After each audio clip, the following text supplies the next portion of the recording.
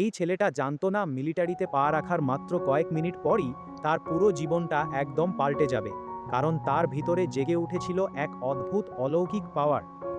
ভাই, একবার চিন্তা করে দেখো, তুমি মিলিটারিতে এসেছো কাজ করতে, কিন্তু এখানে কোনো ভালো রাঁধুনি নেই। খাবার এতটাই খারাপ যে কেউ ঠিকমতো খেতে পারে না। ঠিক তখনই যদি তোমার মধ্যে এমন একটা পাওয়ার চলে আসে, যা দিয়ে তুমি দেখতে পাও কোথায় কতটুকু লবণ দিতে হবে, কোন খাবারটা আসলে ভালো আর কোনটা একদম বিষ, তাহলে কেমন হতো? এমনই এক অদ্ভুত পাওয়ার পেয়ে বসলো আমাদের আজকের ছেলে, কাং সংজে। গ্যাংলিম মিলিটারি পোস্ট ট্রেনিং ক্যাম্পের টপ স্টুডেন্ট সংজে নতুন পোস্টিংয়ে এসেছে। তার রিপোর্ট দেখে সার্জেন্ট পার্ক সাহেব খুশিতে গদগদ হয়ে বললেন, ওয়েলকাম সংজে, আবারও একটা ইন্টারেস্টিং জিনিস আমাদের ইউনিটে ঢুকলো।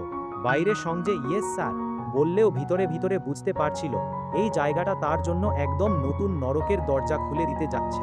প্রথম দিন থেকেই অদ্ভুত সব ঘটনা শুরু হলো। একটা ভুতুরে কাক তার সামনে এসে দাঁড়ালো, তারপর উড়ে গিয়ে শূন্যে মিলিয়ে গেল, ঠিক গেমের গ্লিচের মতো। ইন্টারভিউয়ের সময় ফর্ম ফিল আপ করতে গিয়ে সংজে থেমে গেল। 7 নম্বর লাইনে লিখতে বলা হয়েছিল, সম্প্রতি কোনো কিছু হারিয়েছেন? সে লিখল, হ্যাঁ, কারণ তার বাবা কয়েকদিন আগেই চলে গেছেন। হঠাৎই এক অজানা মহিলা কণ্ঠ ভেসে এলো, হিরো সংজে, গ্যাংলিম পোস্টে স্বাগতম।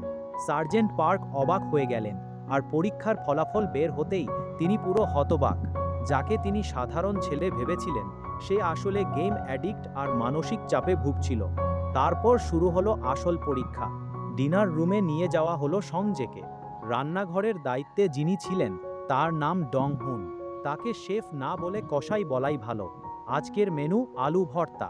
এক সেনা ফিসফিস করে বলল, এটা আলু ভর্তা নাকি কেউ আলু চিবিয়ে প্লেটে ফেলে দিয়েছে?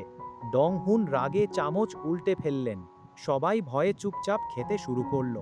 মুন সংজেকে আগে থেকে সতর্ক করে দিল, যাই ঘটুক, খাবার খাওয়ার সময় মুখের ভাব ঠিক রাখিস ভাই।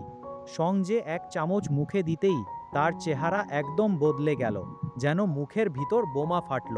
তারপরও শেফকে খুশি রাখতে সে অন্য স্যুপ খেতে গেল, কিন্তু সেটা ছিল আরও ভয়ঙ্কর।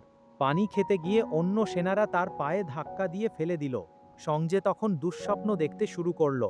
নিজেকে বিশাল টুফার হাড়ির ভিতর দাঁড়িয়ে থাকতে দেখল, আর ডং হুন দানবের মতো হাসছে। ঘুম ভেঙে সে অসাবধানে বলে ফেলল, খাবারটা নোংরা ছিল। আর এটাই হয়ে গেল ডং হুনের কানে। তিনি চিৎকার করে বললেন, ভালো না লাগলে নিজে রান্না করে খা। এভাবেই শুরু হলো সংজের মিলিটারি জীবন, যেখানে তার ভিতরের অদ্ভুত পাওয়ারটা এবার কি করবে। সে কি এই ভয়ঙ্কর রান্নাঘর বদলাতে পারবে, নাকি পুরো ইউনিটের খাবারের ভাগ্যই পাল্টে যাবে?